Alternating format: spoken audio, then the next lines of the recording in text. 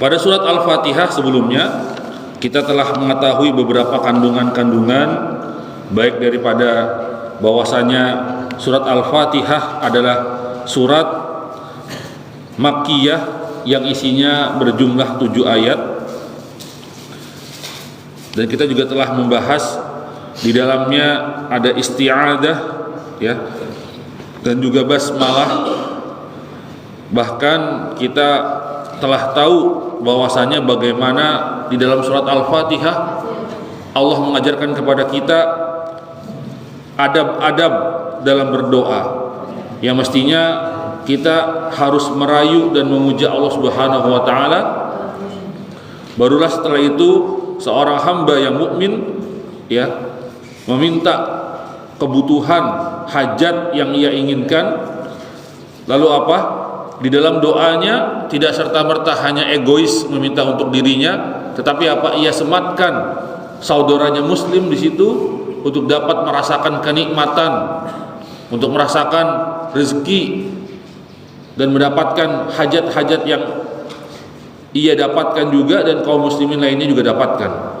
Lalu pada ujung daripada surat Al-Fatihah kita mengetahui bahwasanya siratal mustaqim, jalan yang lurus itu bukanlah, ya, dengan artian yang sering kita dapatkan bahwasanya adalah siratal mustaqim, jalan atau jembatan yang menghubungkan kepada surga atau nerakanya Allah, tetapi siratal mustaqim adalah di dalam tafsir dijelaskan yang paling utama adalah Islam.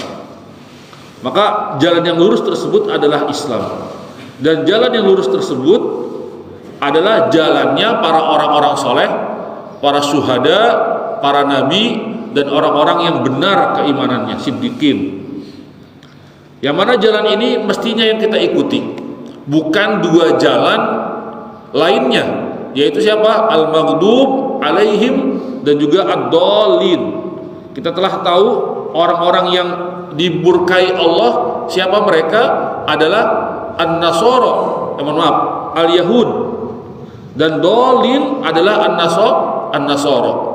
Kenapa orang Yahudi disebut orang yang Allah murkai?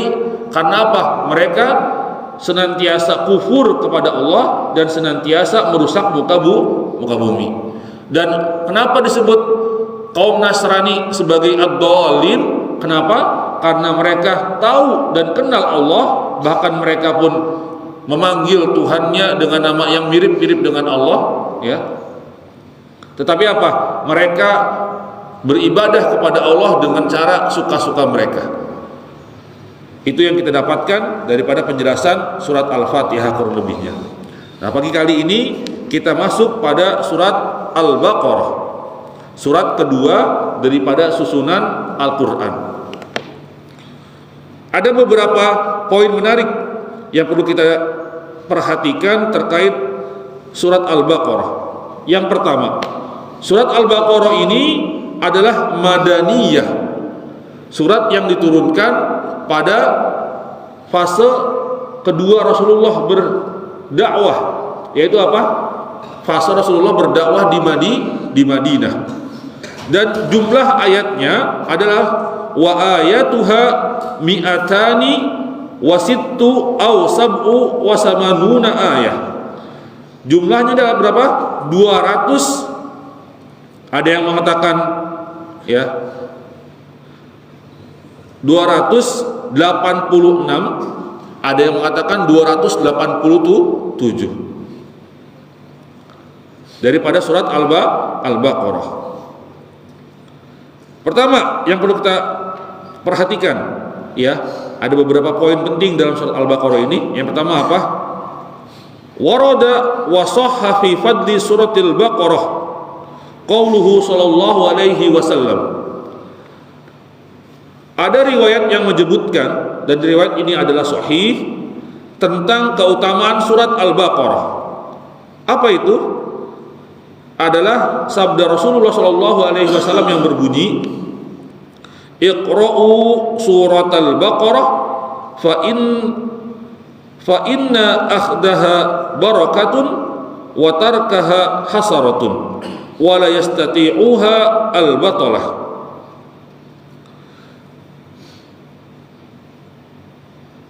Riwayat ini diriwayatkan oleh Imam At-Tirmidzi dan disahihkan olehnya. Yang artinya, bacalah oleh kalian surat Al-Baqarah, bahwasanya orang yang membacanya akan apa? Mendapatkan keberkahan, dan orang yang meninggalkan membaca surat Al-Baqarah akan mendapatkan kerugian, penyesalan, dan tidak akan bisa menyentuhnya orang yang membaca tadi itu apa? Sihir. Nah, itu menarik, Pak. Berarti apa? Orang yang senantiasa membaca surat Al-Baqarah akan Allah senantiasa berikan apa? Keberkahan, dan senantiasa apa? Akan terjaga daripada sihir. Itu yang pertama. Lalu apa?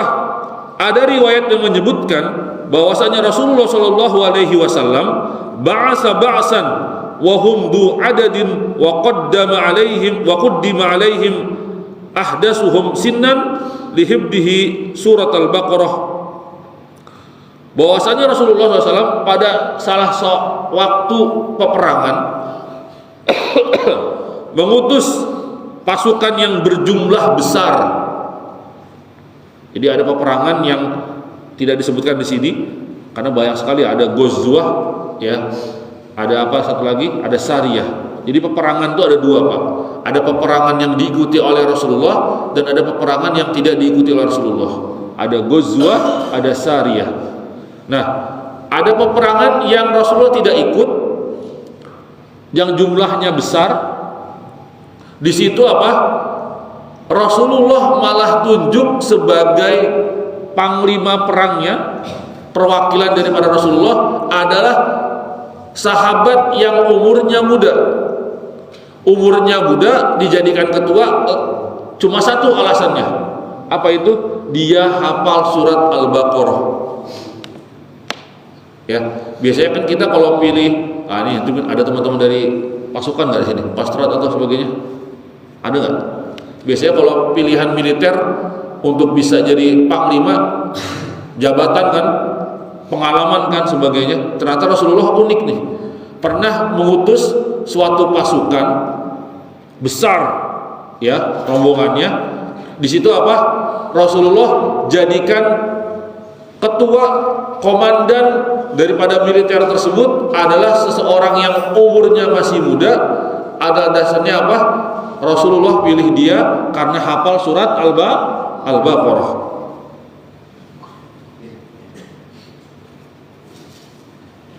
Wa qala lahu idhab fa anta amiruhum. Kata Rasulullah, pergi sana semua kalian, ya, bahwasanya kalian nanti diketahui oleh seorang anak ini yang hafal surat Al-Baqarah. Itu riwayat yang kedua terkait surat Al-Baqarah. Dan ada juga nih, wa ruwiya aidan anna an-nabiy sallallahu alaihi wasallam qala, dan juga ada riwayat yang menyebutkan Rasulullah bersabda, la taj'alu buyutakum maqabir, inna syaitana yanfiru minal baitil ladzi tuqra'u fihi suratul Baqarah. Ini dalil umumnya, tetapi ada sebagian teman-teman kita juga menjadikan dalil ini sebagai bentuk larangan membaca Al-Quran di kuburan. Dalilnya ini nih. Jadi kalau nanti ada dengar teman-teman saudara kita yang melarang membaca Al-Quran di kuburan, ini dalilnya, ya. Tapi ada dalil lain yang bisa dipakai bagi teman-teman yang memakai rujukan boleh membaca Al-Quran. Nah, ini salah satu rujukan bagi yang tidak membaca Al-Quran di kuburan. Apa itu? La taj'alu buyutakum maqabir. Jangan jadikan rumah kalian itu sebagai kuburan. Jadi jangan jadikan rumah kalian bagaikan kuburan. Apa itu? Inna syaitana yanfiru minal baitil ladzi, bahwasanya setan yanfir, kabur, pergi, ya, akan lari terbirit-birit, ya, tidak akan masuk ke rumah yang mana tuqra'u fihi suratul Baqarah, rumah yang dibacakan surat Al-Baqarah. Jadi kalau mau meruqyah rumah baru lama nggak ditempatin atau sering ada gangguan di rumah tersebut, bacakan di dalamnya surat Al-Baqarah. Ustadz, saya nggak bisa baca Quran. Ya bisa panggil orang suruh baca. Ustadz, saya nggak bisa panggil tetangga. Nah, ntar kudu selamatan, kudu tasakuran dulu, nggak bisa satu orang gitu kan. Sekarang sudah ada MP3, ada YouTube. Boleh. Karena di dalam hadisnya tuqra'u, dibacakan, bukan kamu baca. Ya, maka apa? Fatwa kontemporer menyebutkan juga bisa dibacakan YouTube, MP3, intinya apa? Ada yang bacain di dalamnya rumah tersebut surat Al-Baqarah. Terus gimana Ustaz? Itu kan ada iklannya, ada iklan Shopee, ada iklan apa, itu gimana potong-potong? Ya, usahakanlah kalau bisa nyetel YouTube-nya juga yang tidak ada potongan, yang tidak ada iklannya, tidak ada titik bengeknya dan sebagainya, ya. Ya kalau bagusnya mana? Ya bagusnya yang punya rumah bacain sendiri, baca deh tuh. Ya surah Al-Baqarah di situ. Maka saya menyarankan, ya kenapa kok ya hikmah di balik ini, kenapa kok sampai surat Al-Baqarah itu sebegitu istimewanya? Ya. Kita ingat bahwasanya di dalamnya ada apa? Ada ayat kursi. Itu yang menjadikan salah satu daripada keutamaan surat Al-Baqarah. Bapak Ibu semua rahmati Allah, itulah kurang lebih beberapa fadilah yang kita bisa ambil daripada surat Al-Baqarah. Isinya bagaimana? Nanti panjang sekali, ya, bahkan kurang lebih 80% Al-Quran itu ada di dalam surat Al-Baqarah. Maka kita jangan heran kalau sudah hafal surat Al-Baqarah, kadang kita akan temukan kata-kata yang sama di pada surat lain yang menyerupai kata-kata dalam surat Al-Baqarah. Maka saya sering tuh kalau ngajar bahasa Arab gitu ya, di beberapa tempat saya ajarkan terjemah Al-Quran, minimal pembelajaran terjemah Al-Quran tersebut itu apa? Saya ajarkan kosakata yang ada di dalam surat Al-Baqarah. Karena Al-Quran kalau sudah orang tersebut bisa terjemahkan surat Al-Baqarah, itu sudah punya 80% ya kosakata Al-Quran. Ya. Awal-awal semua ada di surat Al-Baqarah. Jadi sangat menarik sekali. Kalau sudah bisa terjemahkan surat Al-Baqarah, dia sudah bisa 80% menerjemahkan Al-Quran. Itu yang bisa kita dapatkan. Tapi di dalam surah Al-Baqarah ini masih akan kita temukan bagaimana Rasulullah itu mirip-mirip ketika berdakwah di Makkah, walaupun isinya adalah Madaniyah. Karena memang unik Pak, Al-Quran itu secara penyusunannya dari Al-Fatihah sampai An-Nas, kita akan bisa melihat miniatur sejarah daripada 23 tahun Rasulullah berdakwah. Jadi Rasulullah berdakwah di Makkah dan Madinah itu bisa tergambarkan daripada penyusunan Al-Quran. Kita bisa lihat dari Al-Fatihah, Al-Baqarah dan awal-awal surat daripada Al-Quran sampai akhir, ya. Coba kita lihat dari Al-Fatihah, Al-Baqarah itu masih penguatan akidah. Tidak banyak kita temukan syariat bentuknya ibadah, ya, rutinitas, praktek di dalam awal-awal surat-surat Al-Quran. Tidak akan tuh kita temukan bahwasanya di awal surat Al-Fatihah dan sampai Al-Baqarah penegakan syariat Islam, ya, atau ibadah haji terlebih dahulu, atau ibadah-ibadah yang lain. Tetapi apa? Kita temukan penguatan dulu. Maka apa? Bentuknya di awal adalah penguatan iman. Kita telah dapatkan kemarin di dalam Al-Fatihah bahwasanya jalan yang lurus al-Islam itu berlandaskan atas apa? Iman, ilmu dan amal. Jadi kita sehari-hari dalam kehidupan kita di dunia harus apa? Iman, ilmu dan amal. Jadi ketika orang itu percaya, ya, iman itu tak perlu dalil aslinya. Kenapa? Karena iman terkadang datang itu apa? Tanpa dalil, tanpa ilmu. Barulah ketika seseorang percaya, dia perlu penguatan yang namanya ilmu dan amal. Maka terkadang orang masuk Islam itu bukan karena dia tahu dalilnya bahwasanya Allah itu satu, zat yang maha disembah sebagainya, enggak perlu. Tapi percaya dulu aja. Tapi apa? Setelah itu dia perlu membuktikan keimanannya dengan ilmu dan juga amal. Maka orang kadang ditanya, "Kamu kenapa masuk Islam?" "Gua nggak tahu." "Kenapa pengen masuk Islam aja?" Kenapa? Iman itu nggak perlu ilmu. Ilmu adalah sebagai penguat iman. Beda dengan amal. Kalau amal, al ilmu al qaulu wal amal, ya, itu apa? Sebelumnya harus ada ilmu. Tapi kalau keyakinan, iman, ya, itu memang harus melebihi daripada ilmu. Nggak tahu, pokoknya gue percaya aja dah. Ya. Bahkan ketika apa? Kejadian Isra dan Mi'raj, kenapa kok kaum muslimin khususnya para sahabat tersebut itu apa? Percaya dengan kejadian Isra dan Mi'raj. Kenapa? Karena mereka iman. Kalau dibuktikan dengan ilmu tersebut nggak masuk akal. Kata Rasulullah, saya semalam itu apa? Ke Masjidil Aqsa, terus saya naik ke langit ke-7 dan sekarang saya sudah di sini. Itu kalau harusnya dengan ilmu, para sahabat, masa naik apaan? Bagaimana caranya semalaman dong bisa sampai dan bolak-balik ke sini? Kalau dengan ilmu gak nyampe. Maka apa? Imanlah yang berkata di situ. Maka iman itu tidak akan bisa disamakan dengan orang-orang saintis, ya, yang dengan apa? Maunya segala sesuatu sains, terbukti dengan sains, bagaimana tidak. Maka hari ini banyak, Pak, orang-orang yang tidak beriman. Kenapa? Karena dia harus buktikan terlebih dahulu keyakinan orang, dalilnya mana, buktinya mana, baru dia mau beriman. Ramai itu, Pak, di YouTube tuh banyak tuh. Siapa tuh namanya? Yang Kamila itu di YouTube. Dulu katanya dia adalah lulusan pondok pesantren, berhijab, ustadzah, daiyah.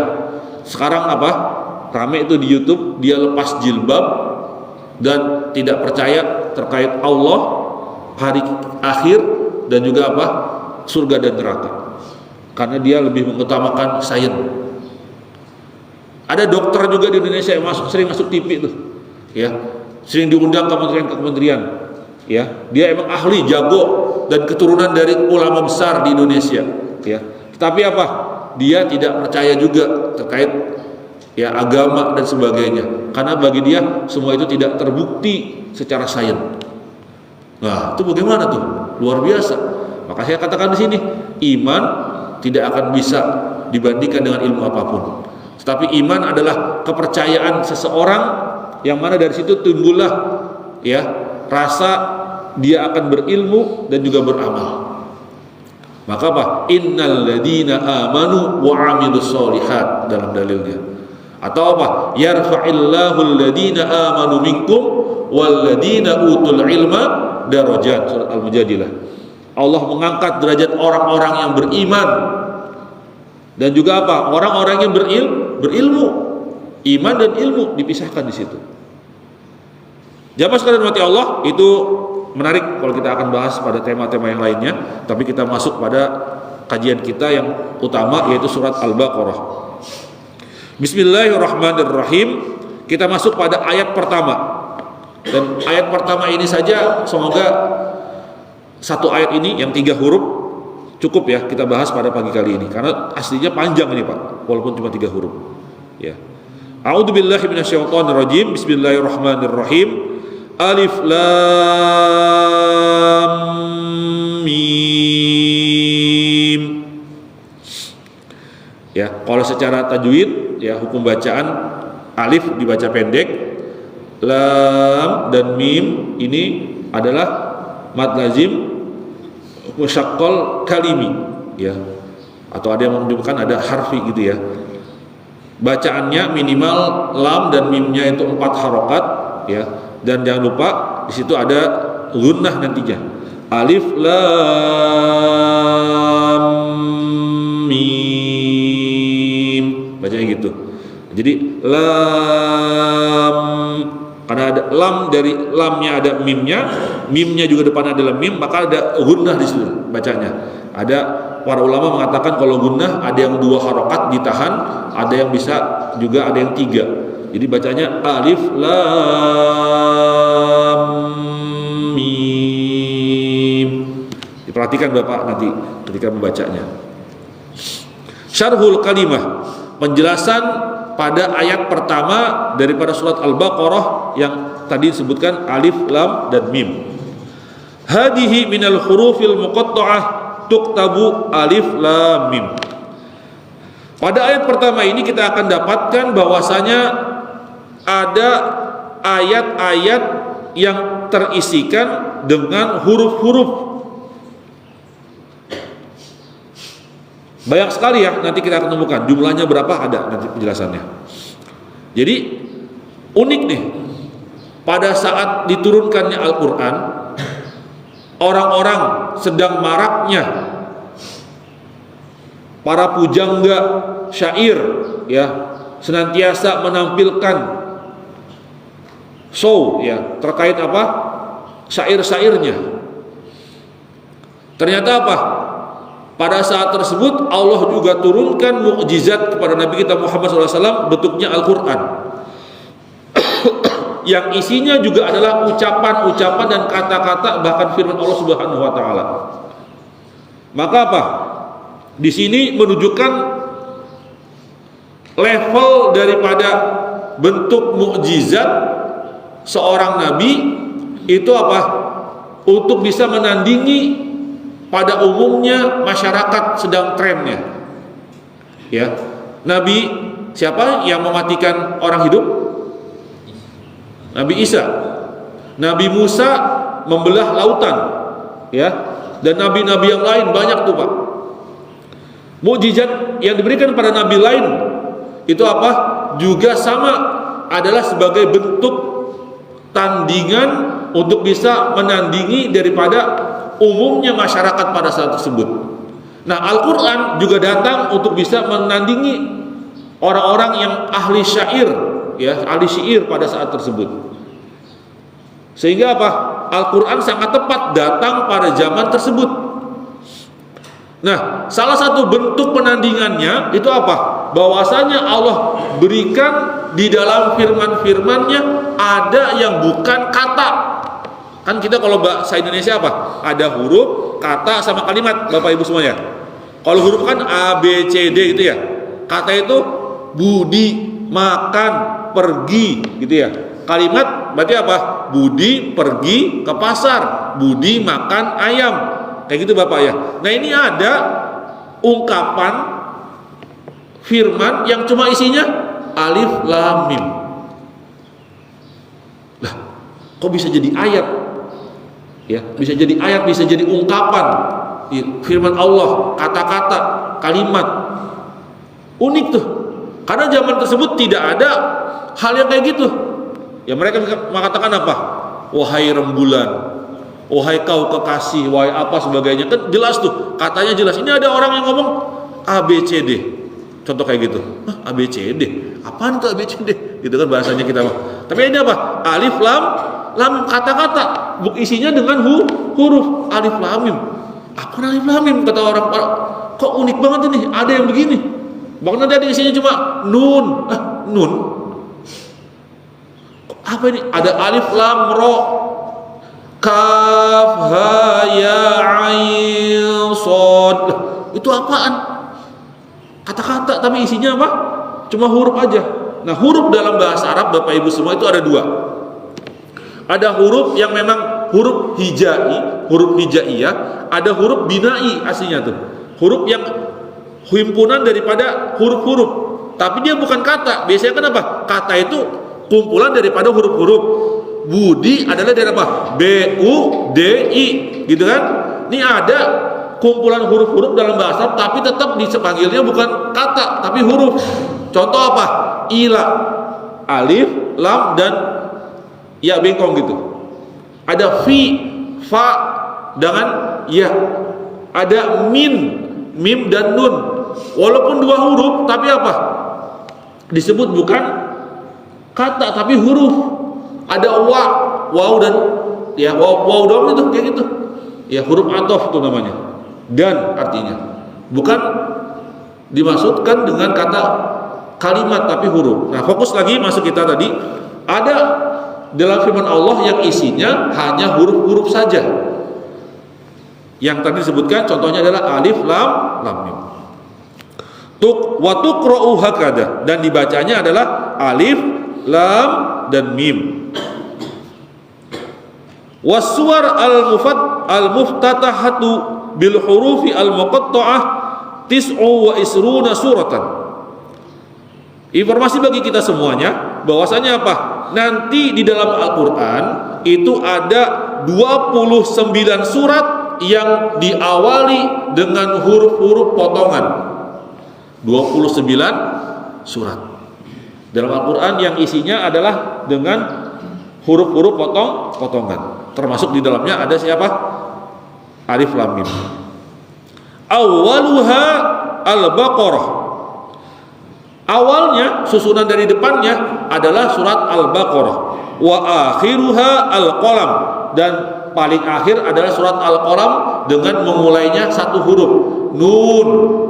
Ya, itu saja. Wa minha al-ahadiyah. Uniknya ada pembagian-pembagian Bapak Ibu semuanya. Pertama, ada yang hurufnya di situ terisikan dengan satu huruf, al-ahadiyah. Wa minha, nanti sebentar.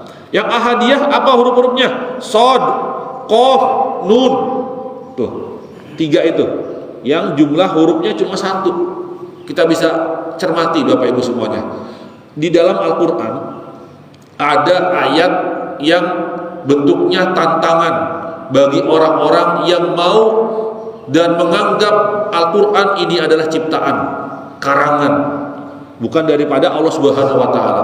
Hei kamu, kalau kamu menganggap Tuhanmu juga benar dan kamu berada dalam kebenaran, yuk datangkan sesuatu yang serupa dengan Al-Quran. Tantangan pertamanya suruh apa? Datangkan Al-Quran, datangkan kitab suci serupa dengan Al-Quran. Berarti apa? Satu bendel 30 juz sama. Yang kedua, datangkan satu surat. Pertama, tantangannya apa Pak? Satu contoh bagaikan Al-Quran. Yang kedua, tantangannya apa? Datangkan satu surat deh. Jangan satu Al-Quran, satu surat yang menyerupai surat Al-Quran. Yang kedua, tantangannya apa? Datangkan satu ayat sebagaimana ayat yang ada dalam Al-Quran. Nah, kalau tantangannya ayat, berarti apa Pak? Ayat-ayat yang isinya dengan satu huruf. Tuh, kan kita suka tergambar satu surat berarti Al-Baqarah. Enggak, satu surat paling pendek siapa? Inna a'toina kal kausar, yang isinya cuma tiga ayat. Paling pendek, 3 ayat tuh, contohin tuh. Bisa nggak datengin? 3 ayat nggak bisa, udah deh, gampang. Satu surat aja. Satu surat, nggak usah panjang-panjang. Satu kata isinya. Satu kata, ya satu huruf aja. Apa itu? Nun, qaf, shad. Bisa nggak contohin? Nggak ada yang bisa. Berarti apa? Menunjukkan memang Al-Quran itu bukan dari karangan Nabi Muhammad, bukan Nabi Muhammad berguru terus menghasilkan ilmu. Turunlah Al-Quran, enggak. Tetapi apa? Al-Quran adalah Al-Munazzal. Al-Quran adalah yang diturunkan, bukan dibuat oleh Nabi Muhammad. Oke, itu yang pertama. Ada yang isinya surat berisikan satu huruf saja. Yang kedua, wa minha as-sanaiyah. Ada juga yang isinya 2 huruf. Contohnya apa? Toha, Yasin, Hamim. Ya, itu isinya apa Pak? 2 huruf. Ada yang isinya apa? As-salasiyah atau ar-rubaiyah atau al-khumasiyah. Banyak sekali Bapak Ibu semuanya, ya, yang isinya sampai ada jumlahnya 5 huruf. Walam yasbut fi tafsiriha 'anin Nabi sallallahu alaihi wasallam syai'un wa qawluha minal mutasabbih alladhi ista'sara Allah Ta'ala bi'ilmihi aqrab ila shawab. Tetapi tidak pernah ada pendapat yang sabit, pendapat yang tetap dan yang kuat. Nah, perlu saya sampaikan di sini Bapak Ibu semua.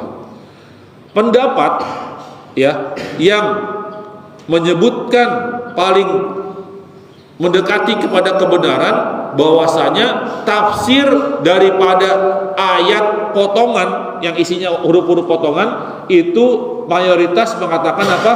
Allahu Ta'ala a'lamu bimuradih atau Allahu a'lam bisawab. Tidak ada riwayat yang sahih ya, bahkan yang paling tepat adalah kita mengembalikan makna dan kandungan tafsir daripada potongan-potongan tadi itu apa? Allah lah yang tahu. Meskipun ada tuh yang mengatakan alif lam mim, alifnya itu Allah, lamnya itu Muhammad, mimnya adalah malaikat Jibril, ada yang mengatakan gitu. Tapi apa? Yang lebih tepatnya adalah apa? Allah dan Allah saja yang tahu ilmunya daripada tafsir ayat-ayat potongan. Karena memang tafsir itu Bapak Ibu semuanya ada beberapa rentetan. Ada tafsir yang Allah saja yang tahu, makanya kita akan putus, udah nggak tahu karena Allah saja yang tahu. Ada yang kedua, kita tahu tafsir tersebut daripada apa? Daripada Rasulullah SAW melalui hadisnya, gitu ya. Maka apa contoh kayak hadis tentang haid, ya. Itu kan kalau hadis tentang haid dan suci sampai ayat tentang haid ya dalam juz keduanya itu apa? Bisa kita tahu penjelasannya melalui Rasulullah SAW. Hadis apa? Ayat tentang sholat sama. Praktek sholat kita tidak temukan itu di dalam Al-Quran. Hanya perintahnya saja, sholat. Tapi apa? Bagaimana kita bisa tahu penjelasan sholat hingga salam? Yaitu apa? Shollu kama ra'aitumuni usolli. Kita lihat prakteknya bagaimana Rasulullah mempraktekkan sholat. Kayak gitu. Itu makanya apa? Tafsir ada yang pertama hanya Allah yang tahu tafsirnya. Kedua, kita bisa tahu tafsirnya dari mana? Dari penjelasan Rasulullah. Yang kedua, penjelasan daripada kaum orang-orang yang pintar, ulama yang menjelaskan. Yang berikutnya apa? Kita akan tahu tafsir tersebut bagaimana ya orang Arab khususnya Madinah menerjemahkan dan mempraktekkan kepada kita penjelasan daripada ayat tersebut, ya. Atau juga yang terakhir yang hanya bisa dan apa semua kaum muslimin bisa menafsirkan secara jelas, ya, tafsir awam. Semua orang bisa menjelaskan penafsiran daripada ayat Al-Quran. Nah, tadi untuk alif lam mim ini ternyata tidak ada riwayat dari Rasulullah yang jelas, tidak ada dari para ulama, tidak ada dari kaum muslimin. Dia hanya bisa diterjemahkan oleh Allah Subhanahu wa Ta'ala. Maka kita tidak bisa mengambil penafsiran. Tetapi Bapak Ibu semuanya, ya, di dalam ayat pertama ini dalam surah Al-Baqarah yang potongan, waqad ustukhrija minha waqad istakhraja minha ba'du ahli ilmi faidatain. Tetapi para ulama telah bisa menarik faidah daripada ayat potongan ini. Wah, luar biasa nih. Tafsir tidak ada, tetapi apa? Para ulama telah mengambil dua faidah daripada ayat-ayat potongan. Yang pertama, apa itu kata para ulama? Al-ula annahu lama kana al-musyrikuna yamna'una sima al-Qur'an mukhafatan ayyusira fi nufusis sami'in kana nutqu bihadil huruf hamim tasin dan sebagainya wa huwa mantiqun gharibun anhum. Pada awal munculnya Al-Quran, kaum musyrikun itu melarang orang-orang untuk mendengarkan Al-Quran. Jadi meskipun pada saat tersebut lagi ramai-ramainya syair, orang-orang musyrik itu apa? Melarang keras pasukannya kaumnya untuk mendengarkan Al-Quran. Apa alasannya? Mukhafatan, mereka takut bahwasanya nanti Al-Quran akan masuk ke hati-hati mereka. Pernah dengar Pak kisah Umar bin Khattab itu masuk Islam?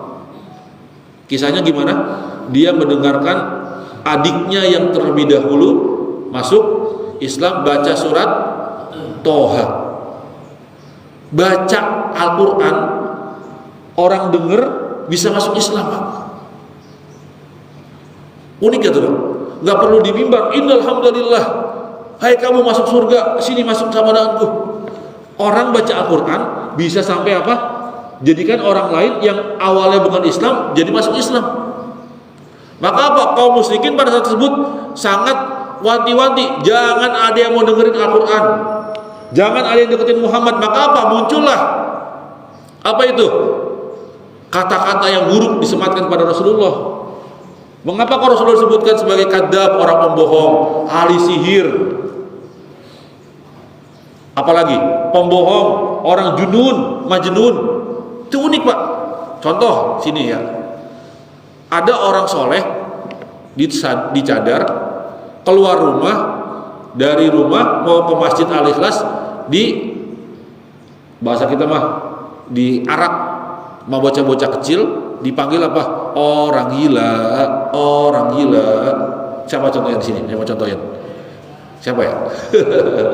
Contoh, Ustaz Mahrus ya, dari rumah naik motor gitu kan, di jalan udah dipanggil orang, Ustaz Mahrus. Oh, Ustaz Mahrus. Iya, oh ODG-nya gitu bilang gitu. Marah enggak, Ustaz? Marah. Dibilang gila. Kalau udah bener mau ke masjid, pengen bilang orang gila tuh.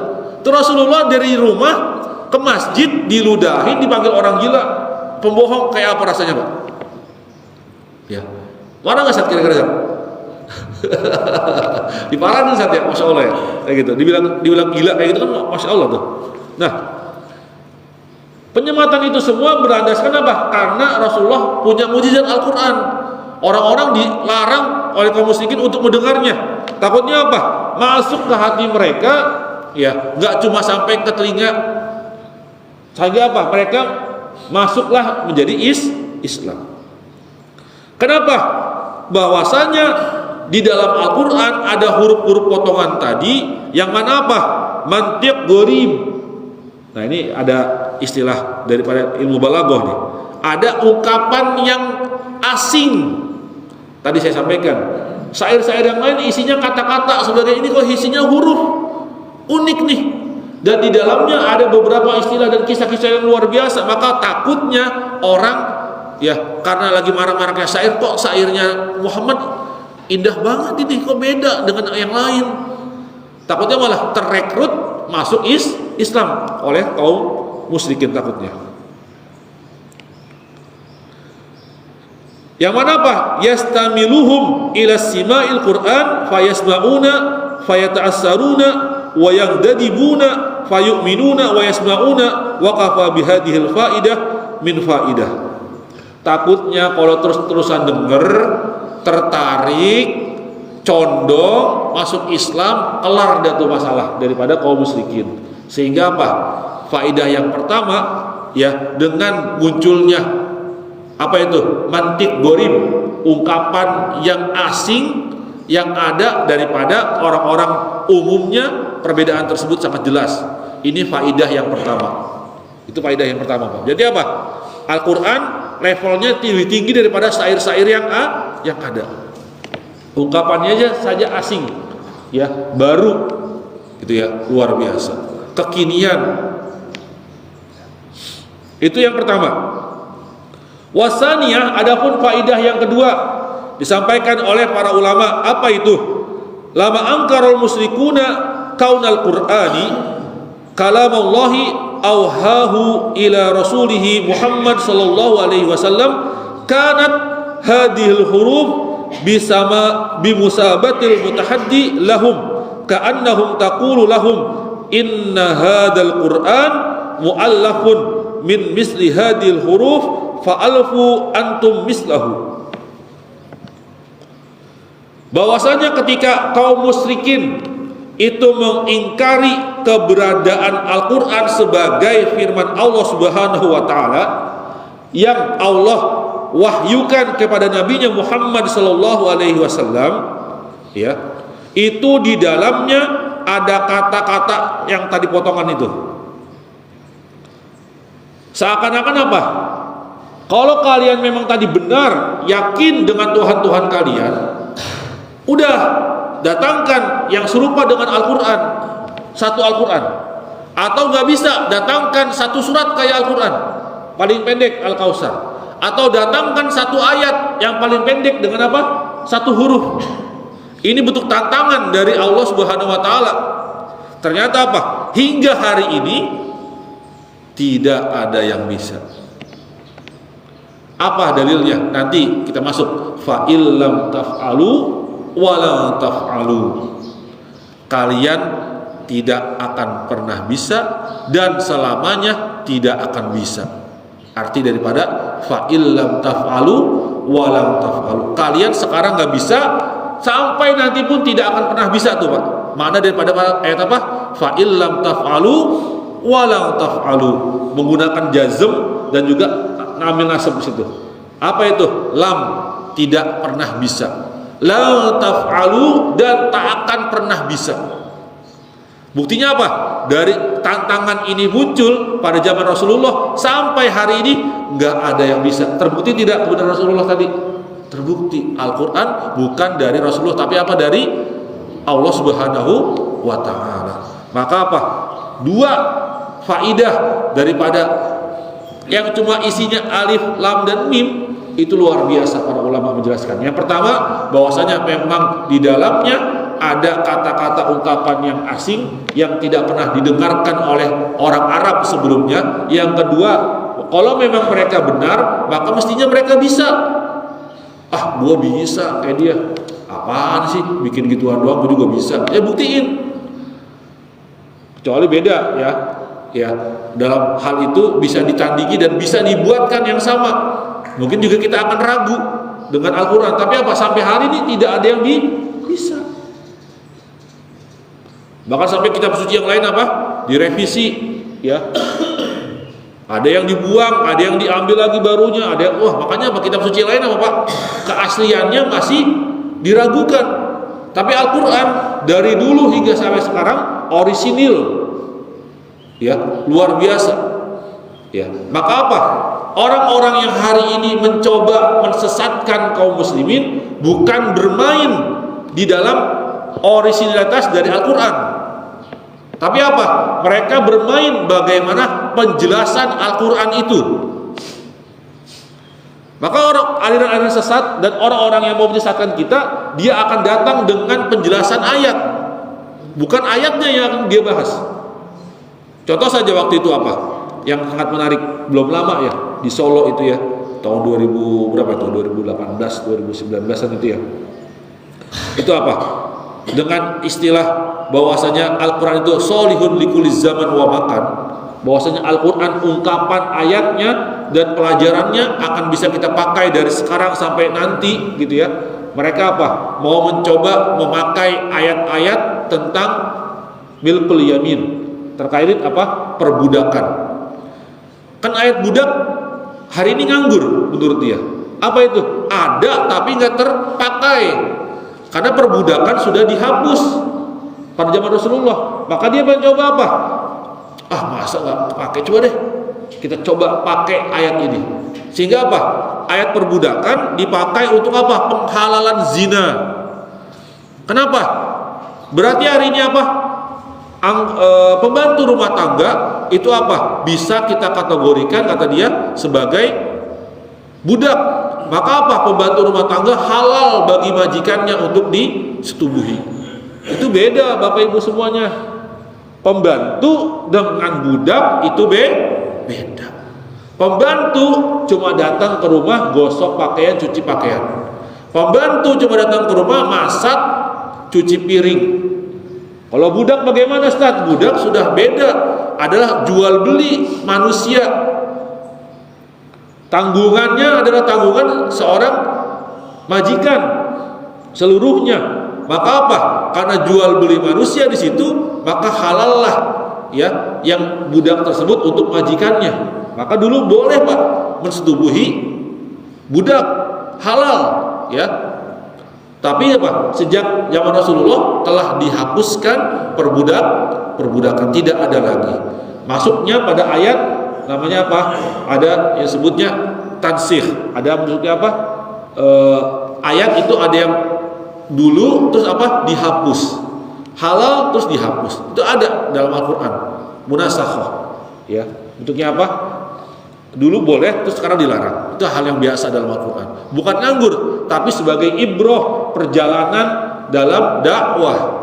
Contoh apa? Mabuk, khomer. Ketika dihalalkan ya, ketika awal-awal dakwah tidak pernah Rasulullah mengharamkan khomer terlebih dahulu. Tetapi apa? Hanya disebutkan bahwasanya di dalamnya ada keburukan-keburukan. Yuk, janganlah kamu sholat dalam keadaan mabuk. Barulah setelah itu apa? Sudah kuat imannya, barulah ya bahwasanya yang namanya khomer itu haram. Barulah para sahabat menuangkan di jalan-jalan khomer, ditumpahkan semuanya. Kuat imannya, sudah kuat ya. Bagaimana terus Ustaz dengan ayat-ayat yang tadi katanya khomer itu belum halal, belum halal. Iya, itu ada benar. Tapi apa? Diambilnya adalah sebagai ibroh perjalanan dakwah. Ya, bahwasanya tadarruj ketika ada klasifikasi, ada apa namanya runtutannya untuk bisa orang itu menjauhi keburukan-keburukan. Kalau seandainya langsung di-cut haram, wah susah tuh. Orang wah gimana nggak bisa? Kayak orang ngerokok lepas rokok gitu kan Pak ya? Katanya sih gitu kan. Yang biasanya sehari berapa satu slop gitu kan? Ada ya dikurangi lah jadi berapa bungkus gitu kan, dari berapa bungkus kurangi berapa batang, dari berapa batang ya pelan sehari nggak ngerokok, besok ngerokok ya kayak gitu dah ya pelan-pelan, karena segala sesuatu pasti ada ya klasifikasi dan pelan-pelan untuk meninggalkannya. Sepertinya itu Bapak Ibu semuanya yang bisa saya sampaikan, karena makin pagi makin siang, tapi aslinya menarik sekali kita bahas. Insya Allah pekan depan kita masuk pada ayat yang kedua. Intinya pada ayat pertama ini ternyata apa? Firman Allah Subhanahu Wa Taala juga ya hari ini menampilkan kepada kita semuanya mukjizatnya, keluar biasaannya. Apa itu? Cuma 3 kata saja bisa menambahkan iman seseorang, bisa membantah segala macam keburukan. Ya, luar biasa. Maka itu yang bisa kita sampaikan. Semoga ini menambahkan keyakinan kita, iman kita, ilmu kita, dan semoga hari ini menjadi hari lebih baik lagi. Dan pekan depan kita akan masuk pada ayat yang kedua. Dzalikal kitabu la raiba fihi hudal lil muttaqin. Insyaallah ini juga akan menarik sekali. Ya, dan kita akan masuk pada ayat-ayat berikutnya. Itu saja. Semoga kita dapat mengambil ibroh pada ini semuanya. Semoga ya tidak ada pertanyaan, sudah cukup jelas. Kalau ada pertanyaan nanti bisa tanya ke Pak D. Thomas sebagai manajer Pak D. Thomas ya, silakan tanya ke beliau. Roda. Ya, ini aslinya saya bawa kitab-kitab lain Bapak. Yang kemarin di grup itu saya sampaikan, saya punya kitab nih, Mukjizat Al-Qur'an secara numerik. Ini luar biasa nih. Ya, bahkan luasnya bumi dengan bumi ya, lautan dan daratan ini bisa terbedah daripada mukjizat Al-Qur'an secara angka, secara numerik. Ini juga ada yang lainnya. Ini bukan jualan buku ya, saya kasih tahu aja ada punya buku-buku kayak gini. Ini mukjizat Al-Qur'aniyah, mukjizat Al-Qur'an baik secara sains dan juga goib, ilmu goib. Ini ada pembahasannya ya, saya mukjizat. Ini juga ada kitab luar biasa nih ya, Ijazul Qur'anul Karim, mukjizat Al-Qur'an Karim, ini luar biasa nih. Ya pernah dibahas dalam kuliah, jadi insya Allah menarik sekali. Itu saja yang bisa saya sampaikan. Doa kafatul majlis. Subhanakallahumma wa bihamdika asyhadu an la ilaha illa anta astaghfiruka wa atubu ilaik. Akhiran, assalamualaikum warahmatullahi wabarakatuh.